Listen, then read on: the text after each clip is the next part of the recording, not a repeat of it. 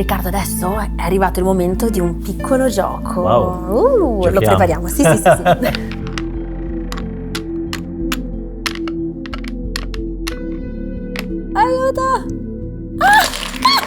Qual era l'ultimo?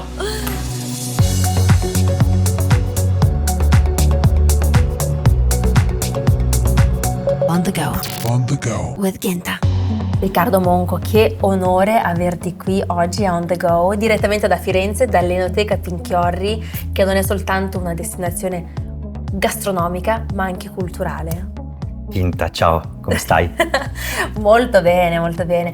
Io voglio sapere tutto del tuo percorso, come ci si arriva a fare lo chef di un ristorante stellato e non così, 3 stelle Michelin. Da 21 anni, pensa un po'. Come si arriva? Non sono uno di quelli che dice che ha avuto l'illuminazione dall'alto o che cucinava con la nonna. Io ci sono arrivato a piccoli passi. Le persone che ho incontrato nella mia vita mi hanno aiutato a crescere, no? E penso che sia la cosa poi più bella, no? Creare delle connessioni, perché poi è questo che conta nella vita assolutamente, no? Il voler lavorare in un posto e trovare il modo per arrivarci tramite una connessione, non per aver spedito magari chissà quale curriculum o avendo fatto chissà quale gavetta, no? A me piace, lo faccio spesso anche con i miei colleghi e lo facciamo spesso quando abbiamo un ragazzo bravo, quando c'è qualcuno che merita di crescere, allora ci connettiamo e ci diamo aiuto, no? Anche reciprocamente, scambiandoci magari i cuochi, no? Perché questo è il bello. La tua carriera si è sviluppata grazie al contatto umano, sì, a qualche raccomandazione, perché comunque è così che funziona anche il mondo della gastronomia, alle conoscenze. Assolutamente. Ma c'è stato un momento quando eri bambino che l'hai sognato, che in un momento dove magari hai provato un piatto che ha fatto tua mamma oppure tua zia oppure al ristorante, che ti ha fatto capire che volevi fare proprio questo nella tua vita? Credo che ci sia sempre di mezzo una nonna piuttosto che una zia o una mamma, perché della nonna abbiamo sempre un ricordo puro. Sì. No, non c'è conflitti, non ci sono, c'è solamente amore puro. La mia nonna era sarda e... Come si chiamava? Si chiamava Antonietta. Antonietta. Bravissima. Il mio secondo nome è Antonietta. Davvero? Bravissima a far da mangiare, perché madre di 9 figli, aveva un piccolo ristorante, dei clienti tutti i giorni da dar da mangiare, e quindi una cultura gastronomica del saper fare con poco, che questo è una dote secondo me per un cuoco enorme, no? Fondamentale. 3 ingredienti, fare un piatto, se riesci a farlo quasi sempre viene qualcosa di meraviglioso, no? E sì, il ricordo tangibile dei suoi piatti, tant'è vero che poi anche all'Enoteca ho deciso di mettere per esempio le chiocciole vignaiole che lei ci faceva quando eravamo piccoli. Erano delle lumachine piccole striate, cotte normalmente come si fa di solito, però poi con un battuto di aglio e prezzemolo e una sporvelata di pane grattugiato diventava il piatto secondo me più buono del mondo. Battuta di aglio, prezzemolo, sì, e pane grattugiato. Pane grattugiato. Sì. Da provare assolutamente. È un aperitivo anche da mangiare quando si guarda un film. Mamma mia, al posto delle solite patatine. Capito? E quindi con la nonna tu cucinavi? Guardavo, se potevo l'aiutavo, ma carpivo, no? Quello che poi è fondamentale secondo me per un cuoco, no? Si possono avere 1000 ricette e avere 10.000 tecniche, ma la vera differenza noi, quando cuciniamo, tutti noi, la facciamo quando prestiamo attenzione a quello che facciamo, no? Attenzione vuol dire non star davanti alla padella per vedere che non bruci.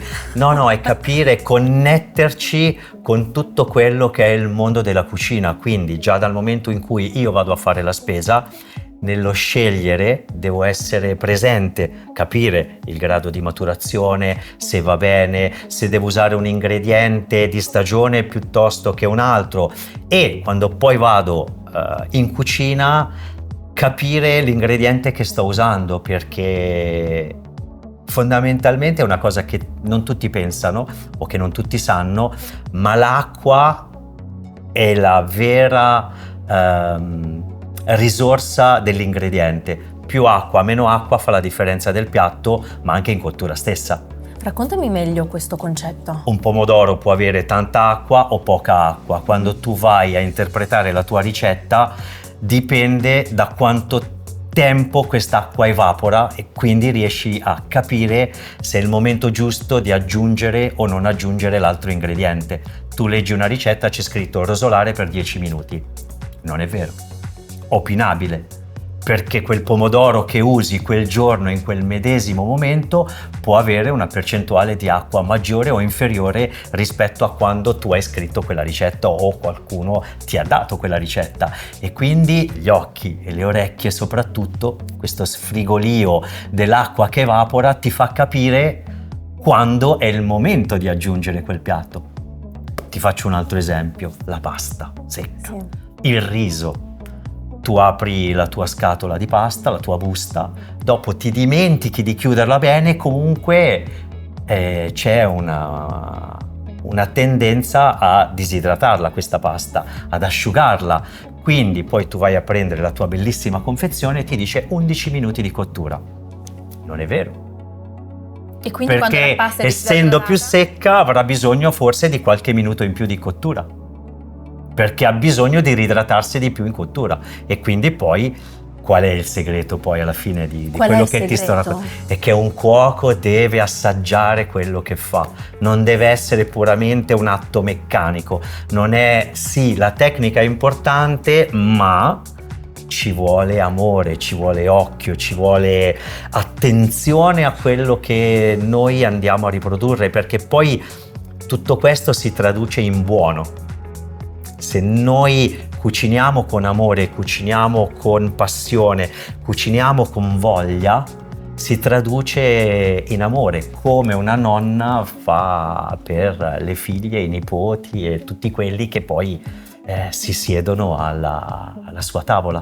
Come diceva mia nonna, non esistono ricette in casa. Mia nonna diceva: tu fai questo, metti questi 4 ingredienti, mischi, vedi la consistenza. Nonna, quanto bisogna mettere dentro? Ma tu lo vedi quando la pastella è fatta bene, la senti, lo vedi. Certo. Quanto bisogna cuocere? Ma tu senti il profumo quando è fatto, quando è pronto, si vede, si sente, e lo devi quindi unire tutti gli altri sensi. Vero? Assolutamente, è la pura verità. Che si parli di una semplice pasta al pomodoro, che semplice non è. Dicono che sia il piatto più difficile da fare, una pasta al pomodoro, alla fine, perché no? Perché abbiamo la nostra ricetta della pasta al pomodoro. E in Italia si fa la pasta al pomodoro, in Francia si fa l'omelette. È vera questa cosa? È vero, sì. Ci sono tante piccole astuzie. Già, per esempio, dell'omelette ti posso dire che non va mai sbattuta troppo.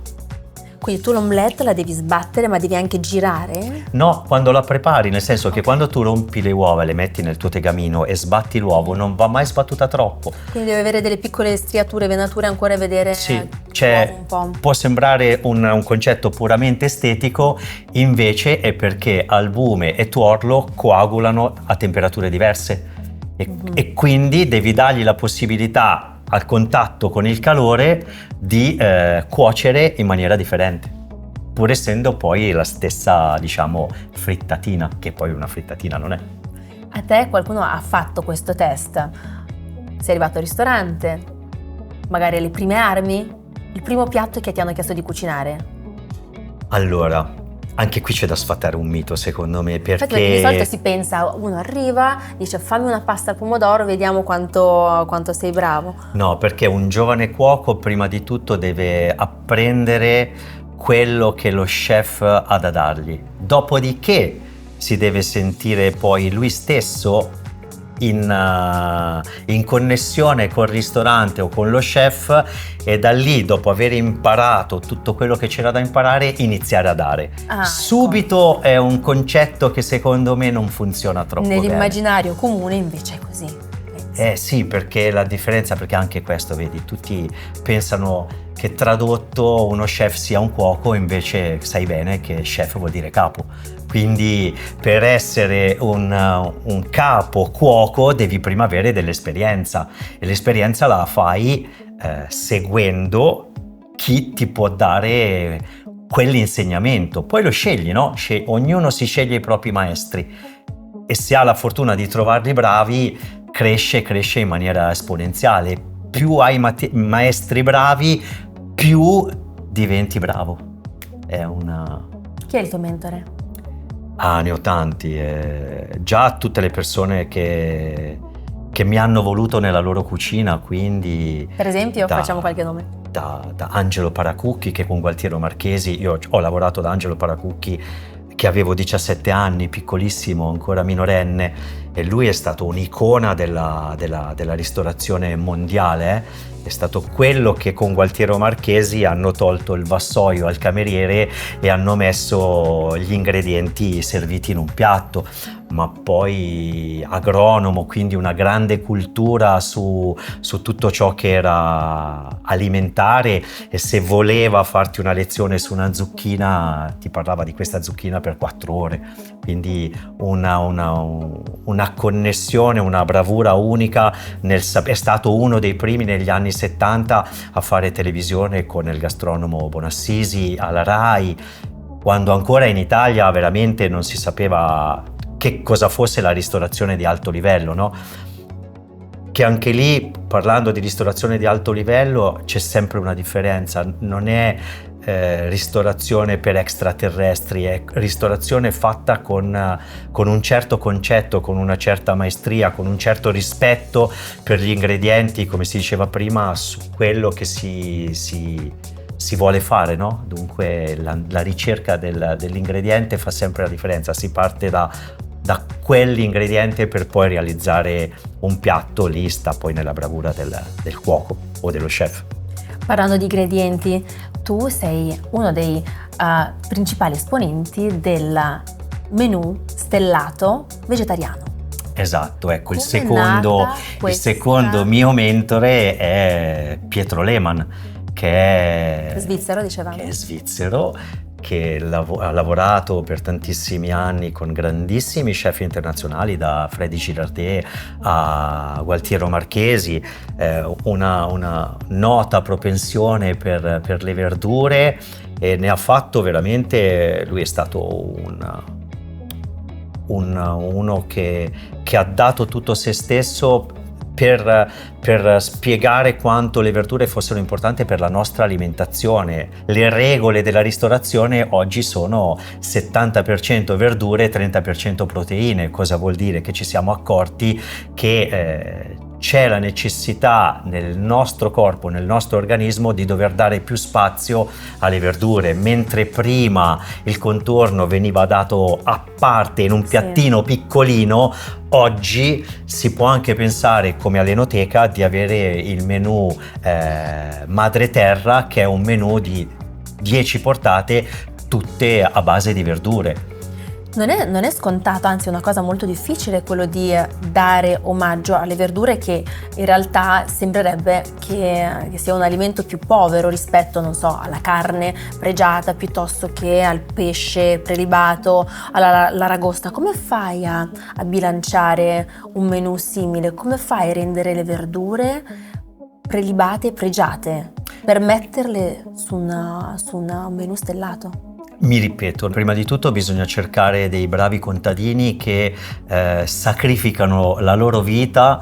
Chi lavora la terra la lavora tutto l'anno e quindi non ha mai la possibilità nemmeno di riposarsi. Quindi una volta che hai trovato queste bravissime persone che lavorano per te, devi valorizzarle.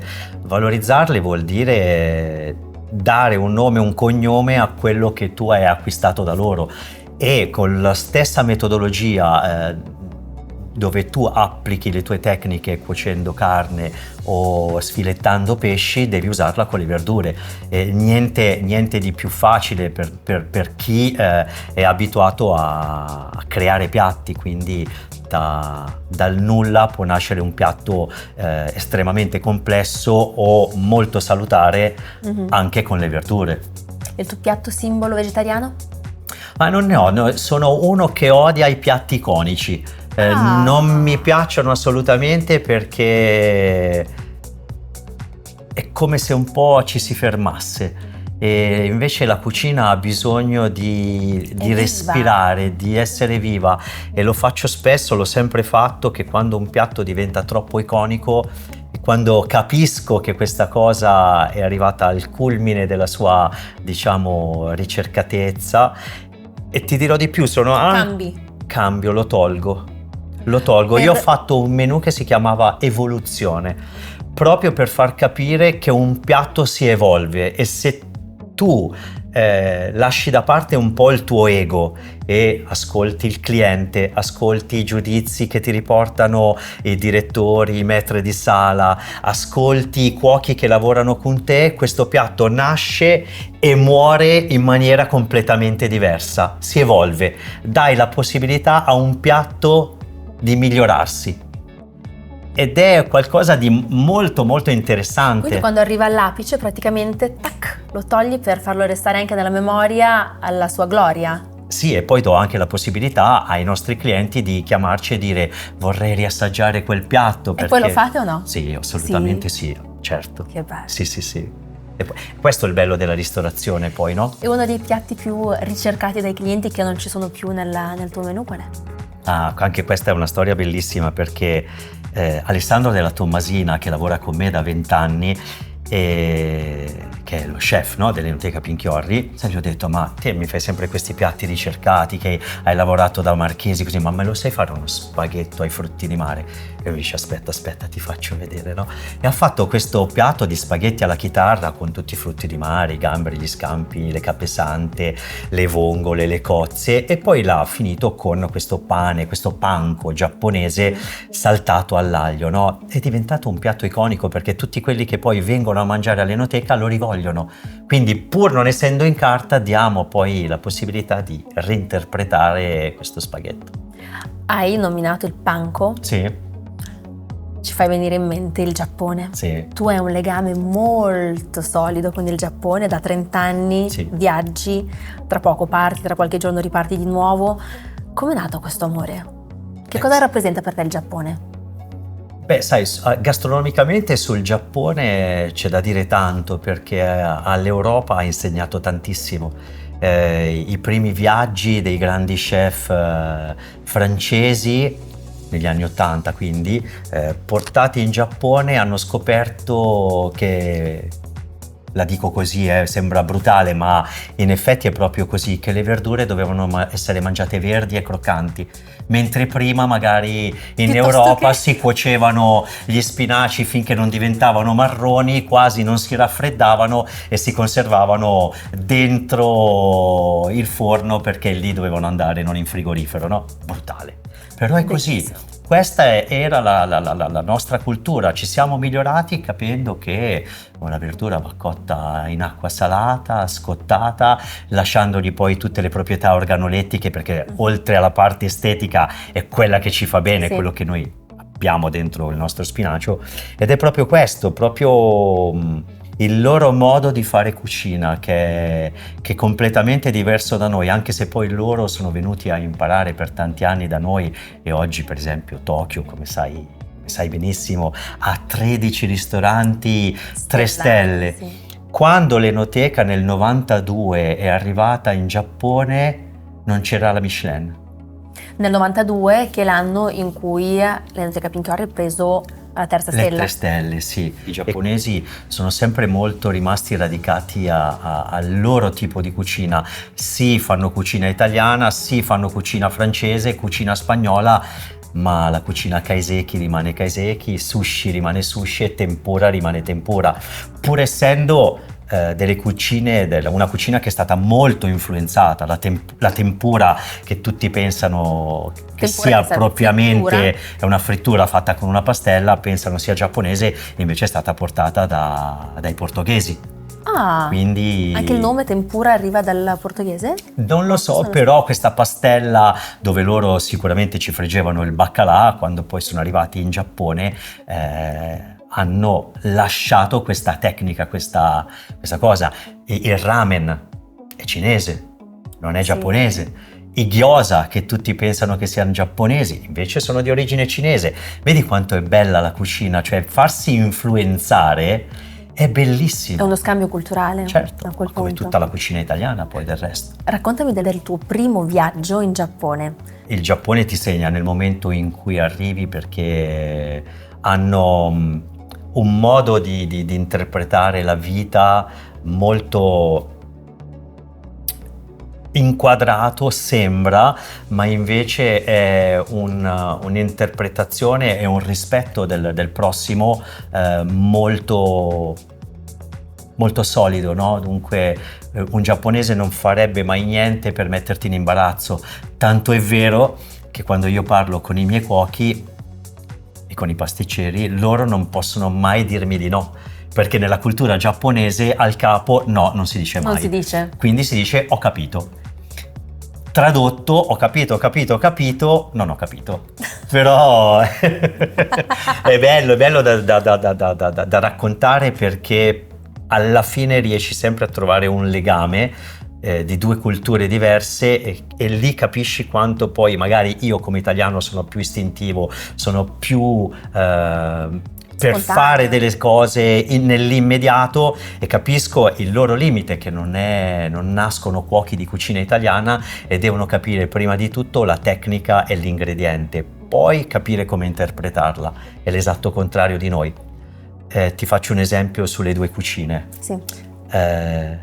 La cucina giapponese è una cucina fatta a strati, quindi io compongo il riso, poi ci metto il pesce e poi ci metto il wasabi, la salsa soia e poi il wasabi, fatta a strati. La cucina italiana è mescolata. Sì.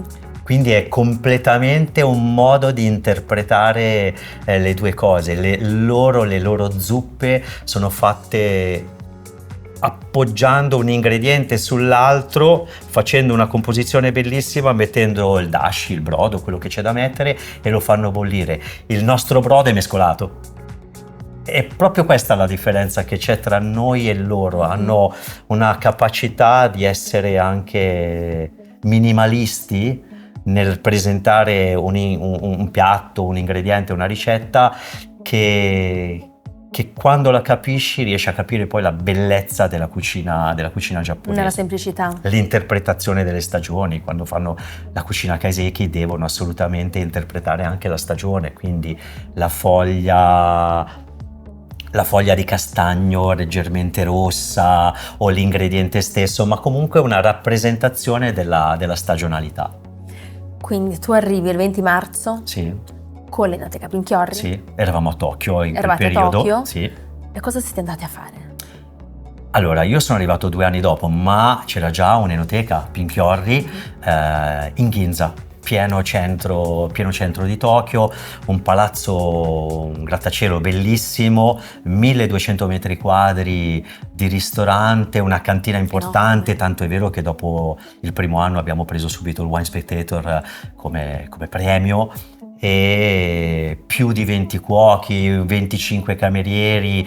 La signora Anna aveva comprato in un antiquario fiorentino dei piccoli desk di una banca fiorentina antica, aveva dei pezzi originalissimi, bellissimi. Era una piccola bomboniera nel pieno centro di Tokyo, e lì cercavamo di fare proprio, oltre alla cucina italiana, anche di portare cultura italiana, perché per esempio in Giappone prima si siedono gli uomini e prima vengono serviti gli uomini, cosa che non fa parte della nostra cultura. Io non giudico, è cultura, però nel nostro ristorante Giorgio Pinchiorri prima serviva le donne e prima faceva accomodare le donne, quindi abbiamo avuto degli screzi, delle persone arrabbiatissime andate via dal ristorante perché non accettavano questo affronto offesa culturale, però ripeto, non giudico, però noi abbiamo continuato a fare quello che per noi era importante, non solo cucinare,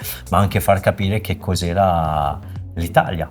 Quindi importare un pezzo d'Italia come se fosse quello un territorio italiano. Esatto. Abbiamo parlato con uno chef che ha lavorato al Noma di Copenaghen. Sì. Non hanno i limoni a Copenaghen. per avere l'acidità del limone usavano le formiche, formiche anche vive. Sì. C'è un ingrediente simile in Giappone che voi utilizzate, che è veramente una cosa che spiazza, però per avere quel gusto bisogna proprio rivoluzionare e usare qualcosa di completamente diverso. Beh, i giapponesi usano poco sale, quindi... Poco sale. Poco sale. Quindi in Toscana vi trovate bene perché... Sì, noi abbiamo il pane senza sale, dunque... È quello.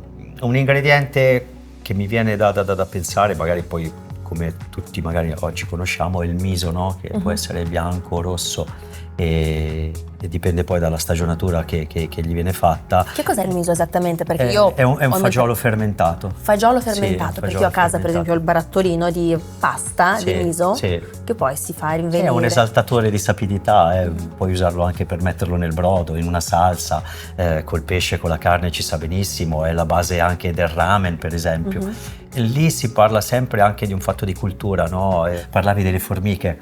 Le assaggiate? Ovvio sì, ma... Prima reazione? Shock. No, assolutamente no, perché bisogna sempre avere la mentalità aperta su tutto ciò che è nuovo, e quindi se tu lo assaggi in Danimarca ti può sembrare nuovo, ma se te vai in Messico, quanti secoli è che mangiano formiche? Quindi dipende sempre dalla conoscenza, no? Di un territorio e di un paese. Può sembrare strano, ma è come la moda, no? È un cerchio, delle volte ritornano, no? E chi non conosce certe cose può rimanere scioccato e dire accidenti, quanto ho imparato oggi, ma se tu interpreti un qualcosa e dai a qualcosa a persone che già conoscono, delle volte magari non può essere così scioccante. È una cosa che magari poi rivaluteremo nel tempo, però fatti alla mano credo che noi ci mangiamo mezzo chilo di insetti quotidianamente tutti i giorni durante l'anno, perché quando il grano viene trebbiato in questi campi ovviamente c'è qualcosa che poi non credo che vengano poi tolti. Per quelle pinzettine, no. È provato. Rimangono. Se tu vai in Thailandia le cavallette le mangiano quotidianamente, quindi non c'è niente di scioccante, fa sempre solo parte della cultura e del paese dove viviamo. Devo un attimo riflettere su questa parte. Però provare non ha mai ammazzato nessuno. No, bisogna essere curiosi, Sì. è questo lo scopo. Tu hai nominato Wine Spectator. Sì. Enoteca Pinchiori si chiama Enoteca Pinchiori, nasce come un'enoteca con cucina? Forse l'Enoteca è stato il primo wine bar d'Italia negli anni 70, perché la passione per i vini di Giorgio Pinchiorri lo ha portato ad andare a visitare luoghi dove prima non erano così scontati, quindi mentre, non so, mi viene da dire che nei ristoranti, nelle trattorie c'era solamente il fiasco, quando Giorgio Pinchiorri ha iniziato ad andare in giro con Anni Feolda, che è la sua socia storica, andare a trovare i piccoli produttori di Borgogna, di Bordeaux, che sono diventati poi amici nel tempo, hanno fatto sì che servisse per la prima volta dei vini a calice, a degustazione, con dei piccoli accorgimenti di, non so, quello che potevano essere le prime tartine di terrine di foie gras, di fegato grasso, piuttosto che le capesante. Stiamo parlando degli anni 70, quindi sono passati 50 anni. È stato rivoluzionario, tanto è vero che l'Enoteca nell'82 ha preso la prima stella e nell'83 subito dopo la seconda. Per i vini e per i vini e per il modo poi di cucinare della signora Anna, che è stata per me una maestra professionale, perché ho sempre viaggiato con lei per andare in Giappone per fare le varie manifestazioni che abbiamo fatto durante l'anno, e questo i francesi ce lo insegnano tanto, no? Perché quando tu vai in un grande ristorante loro non lo chiamano ristorante, lo chiamano maison, casa. Quindi lei, il suo concetto di ristorazione era proprio quello, no? Chi entra all'Enoteca deve sentirsi a casa. qualsiasi sia il suo ceto sociale, qualsiasi sia il suo modo di vedere la ristorazione, no? Questa caparbietà di voler far rimanere a tutti i costi le persone felici, perché la ristorazione è quello, è felicità. Si può sbagliare un piatto, si può aver fatto una scelta nel menù che non ti accontenta, ma questo sta poi, credo, nell'intelligenza del cliente di dire: scusate, ma a me le triglie non mi piacciono. Se trovi lo chef bravo o chi per lui deve poi spiegarti il piatto, ti dice: ma a lei cosa piace? Quindi riuscire a capire il cliente e portarlo ad essere contento, io credo che non ci sia niente di più appagante per uno chef, perché credimi, nel mio mestiere, e lo faccio quotidianamente, piatti ne posso sfornare 1000 al giorno, ma trovare quel piatto che poi rende felici tutti credo che sia la massima soddisfazione che uno chef possa avere. A te quale piatto rende felice? Quale piatto ti suscita più memoria? Perché ti in direi realtà... la pizza. La pizza? Ah sì, mi piace tantissimo. Alta, bassa? Trovo che tutte, qualsiasi tipo di pizza, trovo che ci sia una magia, no? Per chi sa fare veramente la pizza. Ma cosa ti ricorda la pizza? Cosa suscita? No, mi fa star bene, è comfort bene. food. Una volta alla settimana io devo mangiarla, perciò è qualcosa che è come fare il pane, no? Ci vogliono le mani d'oro per fare, E dove la vai avere a mangiare? che fare con i lievitati. Ma cerco, sì, cambio molto. Dunque i grandi nomi li ho provati tutti, ma anche le piccole realtà sono importanti. La fai? No? La faccio delle volte a casa, ma non cucino tantissimo a casa. Non cucini a casa? No. Che cosa c'è nel tuo frigo? A tutto. Tutto? Sì, la spesa la faccio. Perché Però lì poi c'è cucina sempre... Federica, mia moglie, perciò è... Ah, quindi a casa cucina tua Sì, è moglie. bravissima, è siciliana, un gusto fantastico. Raccontami questa posizione delle donne che di solito vengono viste più come cuoche da cucina casalinga. Parti dalla cucina di tua nonna con i sapori, con i suoi gesti, sì, con sì.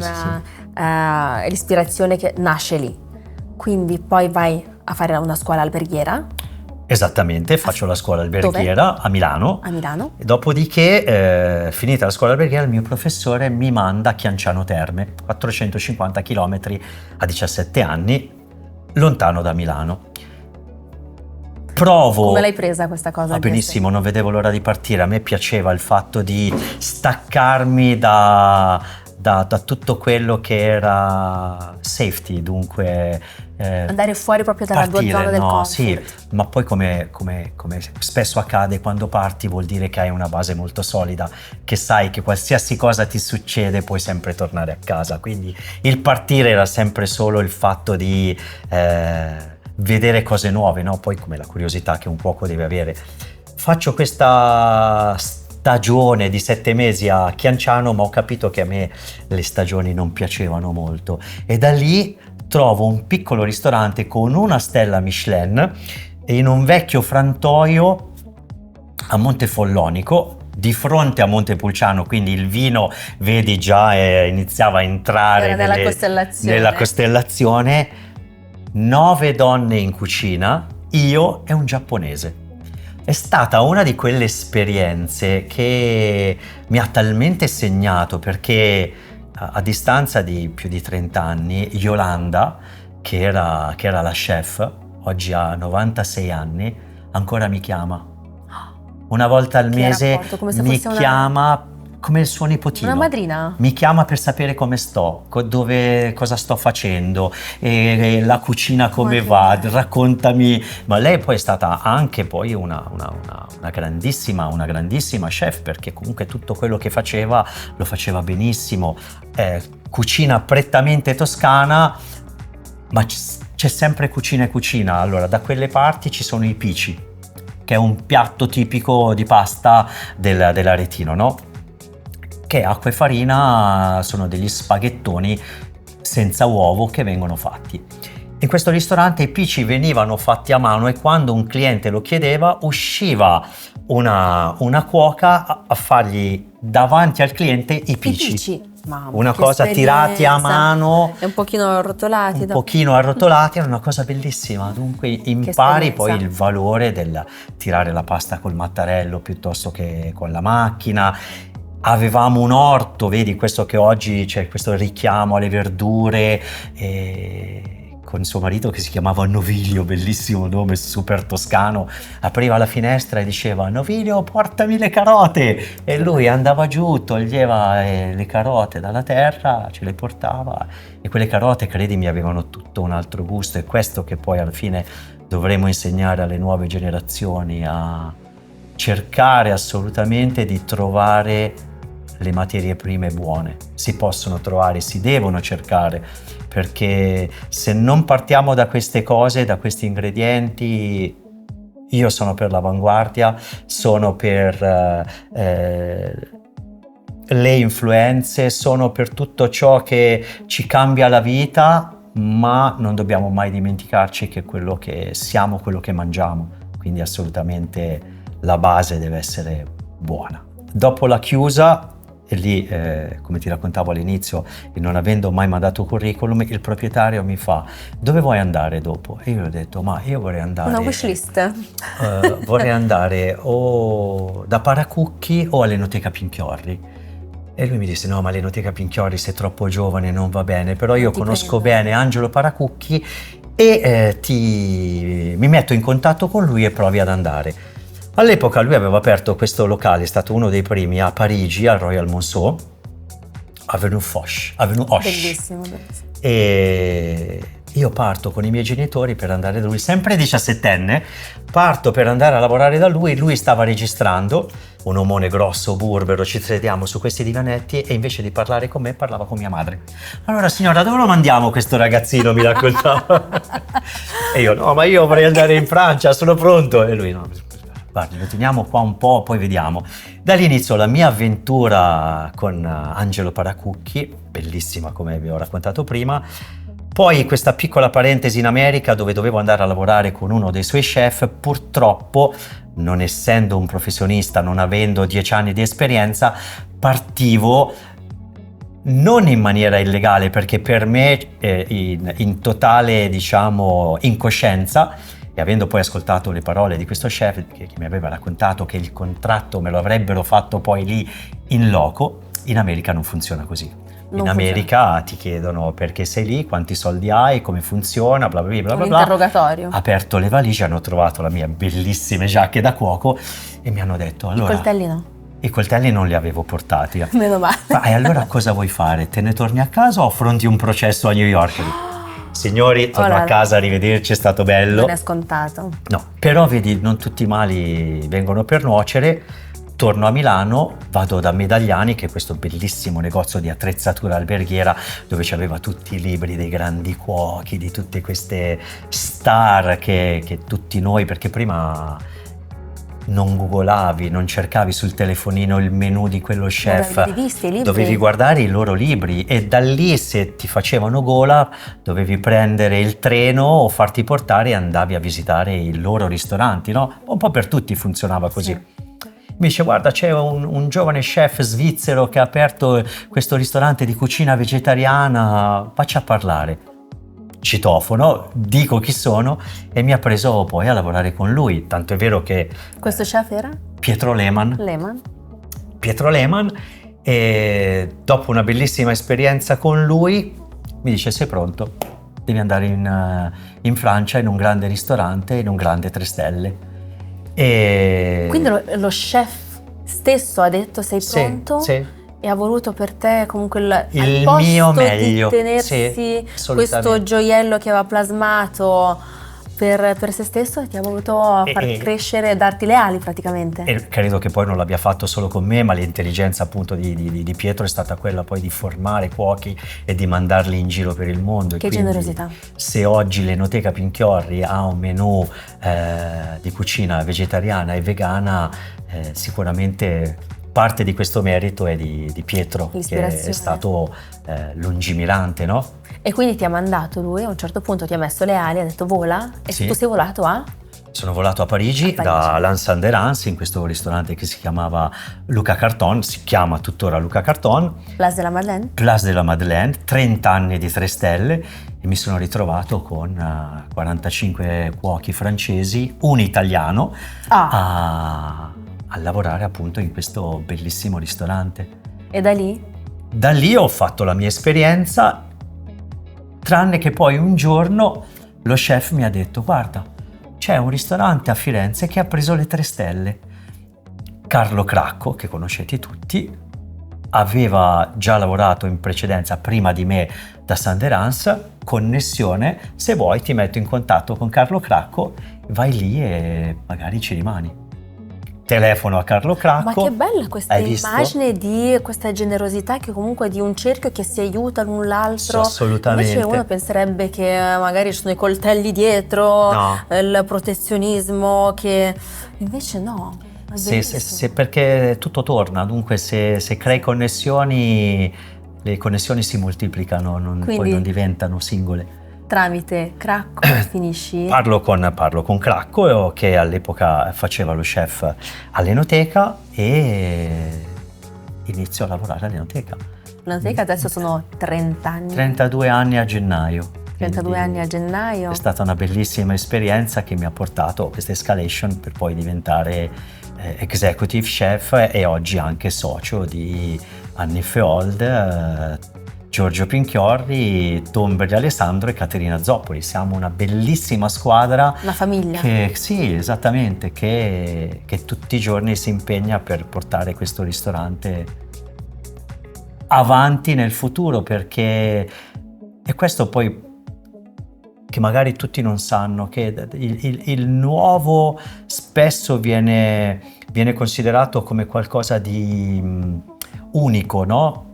Ma il nuovo prima o poi ha una data di scadenza, mentre il rinnovarsi è un qualcosa che dura nel tempo, quindi avere la capacità di rinnovarsi è fondamentale. Ecco perché non ci devono essere piatti iconici, ecco perché un vino, quando raggiunge il suo grado di maturazione, deve essere stappato, perché sennò poi lo perdi. E questo è la ristorazione, no? Avere una grande cantina, sì, serve. 70.000 bottiglie, 3.000 etichette possono sembrare tante, però in questo ci vuole la capacità di chi gestisce questo a capire quando quel vino deve essere stappato. E come nella cucina vige sempre la stessa teoria: come fai? Lo devi assaggiare. Quindi se hai 5 bottiglie di un vino pregiatissimo, una non la devi sacrificare, la devi stappare per far capire. Questo è sempre stata il pregio, l'intelligenza di Giorgio Pinchiorri, dire: apro per capire se quel vino è pronto, e quindi o che lo vendo o che lo metto in degustazione pronto per essere regalato in maniera ottimale a chi lo beve. Proprio nel suo perché sennò poi passa il tempo. Ci sono vini che durano, lo sai bene, no? Forse in eterno. Noi abbiamo da poco stappato. Io ho visto il video. L'hai visto? Ho visto il video, che era un vino del 62? No, era una bottiglia del 1860. 1860. Sì, però c'è un 800 davanti. C'era l'800 davanti, mamma mia. E ho visto questa specie di forbice scaldata, che al posto di tirare il tappo, ovviamente si sarebbe sbriciolato, sarebbe finito nel vino. Avete rotto il collo della bottiglia, però scaldando il vetro. Sì. Poi con una piuma di acqua fredda il vino, il collo della bottiglia magicamente si rompe in maniera perfetta. Con la piuma immersa nell'acqua fredda? Sì, cioè lo shock termico far sì che caldo, freddo la spezzi in maniera praticamente precisa. Questa è la nuova tendenza, dopo la sciabolata arriva questa Sì, ma lì è più un fatto di pura attenzione e precauzione nel non rompere un sughero. Quindi avete aperto va bene lo show, ma ci vogliono delle accortezze per poi farlo bere in maniera adeguata. Ma il bello di questo video che hai visto te è che non era un vino nostro. Era un è un vino che un cliente ci aveva lasciato per 20 anni, comprata a 50 anni e a 70 è venuto a festeggiare il suo compleanno. Il bello dell'Enoteca è anche questo, no? Stupendo. Aver conservato una bottiglia di un nostro cliente, perché è un nostro cliente, però dopo 20 anni ho detto, sai che cosa? Me la bevo per i miei 70 anni. Magico. Parlando col direttore, era un vino di un'integrità pazzesca. Io non sono sommelier e... Chissà l'evoluzione del bicchiere. Sì, ovviamente ci vuole un palato allenato e un qualcuno che ti racconti quali sono, dopo così tanti anni, le peculiarità di quel vino, l'evoluzione di quel vino. Allora lì riesci, vedi poi il lavoro del sommelier a cosa serve, a farti percepire quello che tu con la tua poca, diciamo, allenamento al palato non riusciresti mai a provare. Poi allora magari ti vengono in mente e dici, ah, è così, ah, davvero, e allora magari poi nasce in te la voglia di allenarti, di scoprire, di prestare, come si diceva prima, di prestare attenzione a quello che si assaggia. Al momento presente. E quanto poi sia importante l'abbinamento cibo-vino. C'è una grandissima... Uno esalta l'altro. Certo, c'è una grandissima tendenza ad avere solamente dei menù degustazione. È legittimo, per me non c'è nessun problema, i menù vanno studiati, elaborati. Noi abbiamo ancora la carta, quindi si possono mangiare antipasti, primi, secondi, dolci, scegliendo la carta, scegliendo 2 piatti al dolce. Ma c'è una grande differenza in questo, che quando tu pensi a un menù, con sbizzarrirti con i gusti, dunque puoi giocare con l'acido, puoi giocare con l'amaro, puoi giocare con 1000 sfaccettature, perché giochi con le piccole porzioni. Quando tu devi fare un piatto alla carta, quindi dare a livello di importanza, di grammature, di volume un piatto, non puoi giocare con cose troppo forti, perché il tuo palato si stancherebbe, non riusciresti a mangiare una porzione di un qualcosa tremendamente amaro, o tremendamente sapido, o tremendamente acido. Ci vuole un equilibrio. Equilibrio poi è un crescendo, certo, no, di intensità di sapori, e il vino è come se fosse un ultimo ingrediente che si aggiunge per completare il piatto. Deve andare di pari passo, è un binario. Il vino non deve rovinare il piatto, ma il piatto stesso non deve rovinare il vino. Ci deve essere una liaison, un matrimonio, chiamiamolo come un'uguaglianza. Uno deve esaltare l'altro. Tu sei arrivato all'apice della tua carriera, del sogno di ogni cuoco, di ogni chef, 3 stelle Michelin, un ristorante tuo, viaggi. Che cosa c'è? Che cosa c'è dopo? Dopo c'è la continuità, perché è la cosa più difficile, credo, no? Dare continuità a un luogo che merita rispetto, a cercare di portare avanti quello che i fondatori hanno fatto, hanno costruito nel tempo. Io quando parlo di Enoteca davvero parlo di casa, no? Perché è un qualcosa che sento talmente mia, che tutto quello che ho visto in questi 32 anni me lo porto dentro nel cuore, e cercare di vedere questo posto sempre meglio, ma si parla di giorno per giorno, non si parla di futuro. Io non vedo molto più in là di domani, soprattutto quando si parla di ristorazione, perché che siamo degli artisti, lo dicono tutti, che siamo degli artigiani, lo dicono tutti, che siamo dei cuochi, lo dicono tutti. La realtà è, come tutti i mestieri, che quotidianamente devi iniziare un qualcosa di nuovo. Accendi la cucina e ti prepari al servizio che arriverà nelle ore successive, e che ogni servizio sarà diverso, che ogni cliente sarà diverso, che devi essere cosciente del fatto che dovrai formare delle persone, ma che dovrai apprendere anche dalle persone, perché siamo tutti un po' allievi e un po' maestri. dipende da noi come vogliamo poi affrontare quel momento. Trovo spesso giusto anche a questi cuochi, a questi ragazzi che lavorano con me, fargli capire quanto sia importante pensare, no? Dunque, dargli dei compiti, portarli a termine, fargli eseguire una ricetta, perché poi anche lì quello che magari non si capisce è che la difficoltà nel fare una ricetta e pensarla, l'aspetto poi più difficile di tutti è farla riprodurre. Io la penso, la metto a punto, la assaggio, è buona, poi devo spiegarla a chi la farà, devo far sì che questa ricetta non venga stravolta troppo, e se c'è qualcosa di buono che questo cuoco mi dà, devo aggiungerlo. Come si diceva prima, dargli un'evoluzione, no? E va da sé che quando le persone che lavorano con te capiscono questo meccanismo, succede che poi ti danno il doppio invece che la metà. Lavorano in una cucina completamente distesa, seppur gerarchica. Chef, sous chef, capo partita, capo pasticcere, comici, ci sono tutte queste sfaccettature di una brigata di cucina, ma capiscono anche che tutto quello che hanno da dare è il meglio.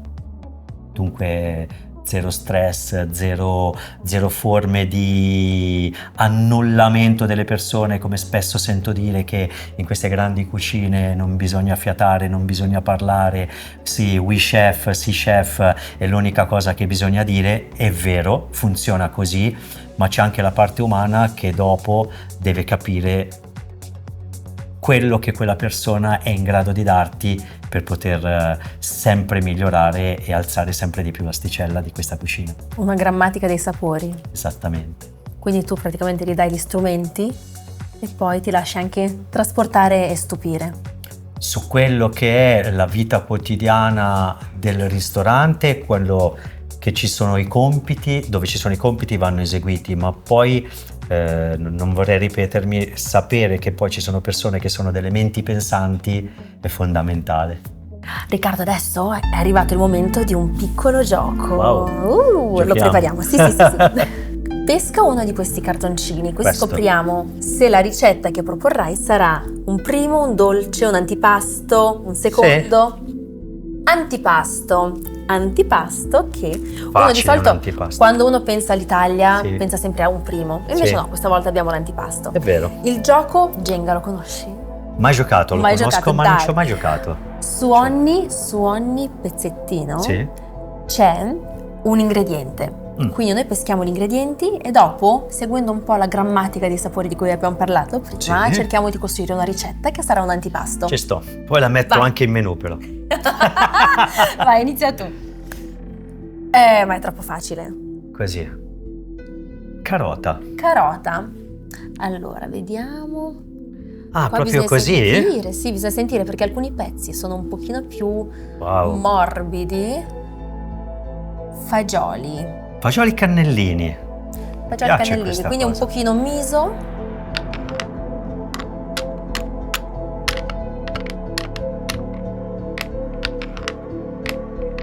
Aiuto! Qual era l'ultimo? Ecco, qui abbiamo la lista degli ingredienti. 1 o 2? Su questo ti dico minestrone freddo, così. Minestrone freddo come antipasto? Sì. Sai perché mi viene in mente il minestrone freddo? Perché quando ho iniziato la scuola alberghiera, a 14 anni, io andavo a lavorare. Quindi la domenica e il lunedì andavo in una trattoria vicino casa a dare una mano a questa bellissima trattoria, che oggi non c'è più. E la cosa bella di questo posto è che avevano il carrello degli antipasti. Bellissimo. E come di tipica cucina milanese, anche lì il bello perché c'era il ristorante, la macelleria e il negozio di frutta e verdura che era dello stesso proprietario. Quindi quando arrivava una milanese andava in macelleria, tagliava il vitello, era tutto freschissimo, le verdure erano sono stato fortunato io come cuoco, diciamo. E quindi nel carrello degli antipasti c'era il minestrone alla milanese con i fagioli borlotti freddo, che si poteva mangiare come antipasto, quindi fatto il giorno prima, messo nei piatti parmigiano, olio d'oliva e un cucchiaio di pesto. Mamma mia, questo era uno degli antipasti, guardando questo, però rimaniamo... Carota, orzo perlato, Sì, asparagi, peperone sì. giallo, funghi porcini, pera e polenta. Allora, Con la pera e polenta cosa ti inventi? pera e polenta, allora guardiamo, ti dico, prendiamo la carota e la polenta, prendiamo i funghi porcini e la pera. Allora, facciamo una centrifuga di carote, Sì. con quest'acqua di carote cuociamo la farina di polenta, ok? Quindi abbiamo una polenta alla carota e la teniamo lì. Bellissimo. che La bella idea. facciamo morbida, deve essere proprio come Cremosa. un risotto all'onda, cremosa. Dopodiché funghi porcini, li puliamo, li tagliamo a pezzi e facciamo una pastella. Da lì li cuociamo in tempura, così parliamo del mio Giappone. Fritti in tempura e li teniamo lì. Con la pera abbiamo due soluzioni. O la serviamo in insalata tagliata a listarelle, o se no potremmo pensare di fare una mostarda, per esempio. Quindi Una mostarda di cotta pera. lentamente nello zucchero e con una goccia di senape, essenza di senape. Quindi raffreddata, cosa viene? Questa crema calda di polenta alla carota, funghi porcini in tempura e mostarda di pera. Mamma mia, che Due ricetta, bellissimo. 2 in 1 meglio che... Anzi, facciamo 3 in 1. Ce A l'abbiamo. tavola a Natale, che cosa si mangia? Un piatto natalizio tipico semplice. A tavola a Natale a me piacciono tanto i bolliti. Il bollito. Bolliti con la mostarda, come vi ho detto, è perfetta, ma Come lo fai il bollito? Proprio in un minuto in riassunto. un bollito ci vuole carne buonissima, partire con l'acqua calda, quindi poi buttate tutti gli ingredienti, che può essere il ginocchio, il manzo, le costine, il pollo o la faraona stessa, e i pomodori secchi, perché a me ci piace conservarli e non usare magari concentrato, quindi si ritorna sempre lì a tutto ciò che è quello che poi veniva conservato ai vecchi tempi, no? In maniera arcaica, e servito, perché no, con la polenta o verdure bollite o una salsa verde che con il bollito ci sta bene, però magari anche modificarla un po', no? Invece che usare solo il prezzemolo, magari usare anche dei broccoli, broccoli bolliti col prezzemolo, con 2 patate frullate tutto quanto, con aceto, cipolline, cetriolini, viene una bella salsa verde che magari è inusuale, però è molto gustosa. Quindi bollito con polenta e salsa verde. Sì. Il bollito quanto tempo deve bollire? Anche quello bisogna poi verificarlo e assaggiarlo, però un minimo di 2 ore e mezzo. Minimo 2 ore e mezza. Dipende poi dalla Cottura pezzatura, lenta. sempre deve sobbollire. Sobbollire. E come fai per non fare evaporare tutta l'acqua subito? Metti un coperchio? No, deve bollire piano, quindi Piano, il tempo quindi di fatto. cottura l'acqua non evapora. Grazie per questa Il ricetta brodo non anche evapora. natalizia. A voi. Grazie. Riccardo, comunque è stato veramente bellissimo averti qua. Io continuerei a parlare con te per altri episodi, altre ore, e spero di vederti presto, non solo a Firenze, ma anche Certo, in Giappone. ci vediamo in Giappone. Grazie.